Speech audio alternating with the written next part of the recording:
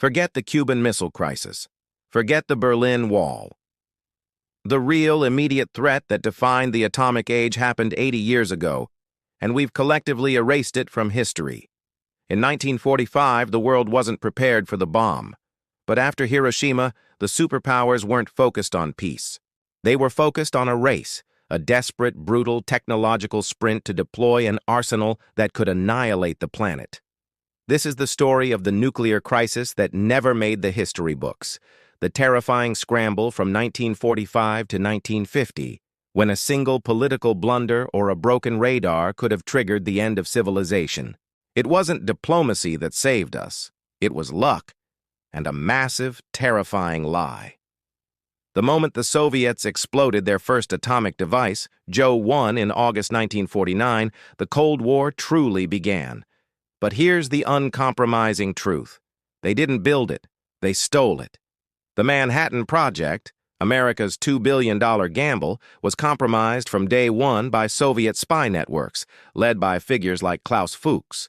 Fuchs, a German physicist working at Los Alamos, meticulously handed over the entire blueprint, the classified design for the plutonium bomb, to the KGB.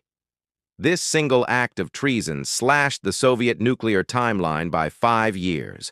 America, under President Truman, had planned to leverage its nuclear monopoly well into the 1950s.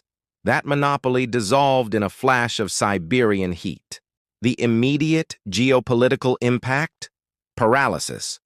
The U.S. suddenly found itself defenseless against an enemy that, in theory, now had the capacity to wipe out American cities. The result was a terrifying, panicked response, the decision to build something even more destructive. The panic pushed the world toward the hydrogen bomb.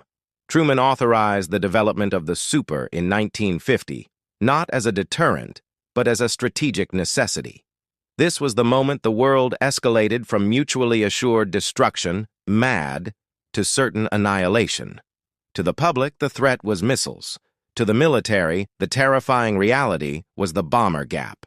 Throughout the early 1950s, the Soviet Union conducted elaborate propaganda stunts, parading massive Bison and Bear bombers over Red Square.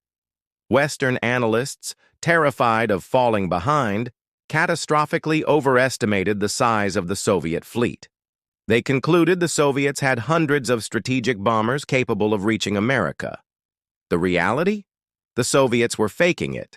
They simply flew the same 10 or 12 bombers in circles to simulate a massive armada. This bomber gap lie was amplified by politicians and military contractors desperate for funding.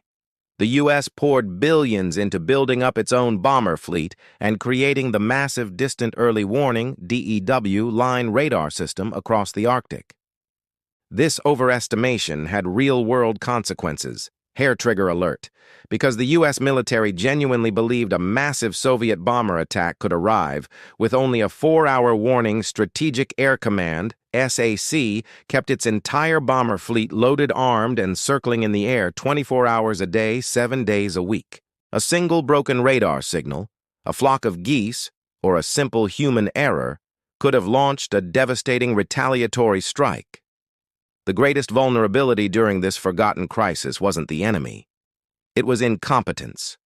The U.S. Air Force, under immense pressure, had a terrifying accident rate. From 1950 to 1968, the U.S. officially documented 32 accidents involving nuclear weapons, events the military chillingly called broken arrows. These were not drills. These were actual instances where a nuclear weapon was lost, damaged, or dropped. The most famous broken arrow we forgot happened in 1961 over Goldsboro, North Carolina. A B-52 bomber carrying 2 4-megaton thermonuclear bombs broke up mid-air. One bomb's safety mechanisms failed completely. 5 of the 6 safety devices designed to prevent detonation failed upon impact. Only a single low-voltage switch saved the east coast of the United States from an explosion 260 times more powerful than the Hiroshima bomb. The bombs were so difficult to find, the U.S. military was forced to permanently abandon the entire thermonuclear warhead of the second bomb, which still lies buried deep under a North Carolina farm field today. This wasn't a crisis started by the Soviets. It was a crisis born of our own operational panic and hubris. The true price of the forgotten crisis was paid by ordinary people.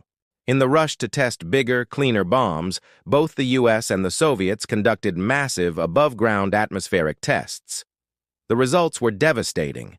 Thousands of Americans living downwind from the Nevada test site inhaled radioactive fallout, leading to massive spikes in cancer rates. The government knew the risks, but actively suppressed the data. The Soviet Union's testing around Semipalatinsk, Kazakhstan, was even more catastrophic, exposing nearly 2 million people to radiation. The atomic age crisis we forgot wasn't just about political tension. It was about human lives sacrificed in the name of a strategic advantage. It reminds us that the countdown to annihilation wasn't just stopped by diplomacy. It was also stopped by the sheer practical impossibility of keeping all those warheads safe. The 80th anniversary of the atomic age forces us to confront a terrifying thought. The Cold War crisis was less about political maneuvering and more about accidents, espionage, and incompetence.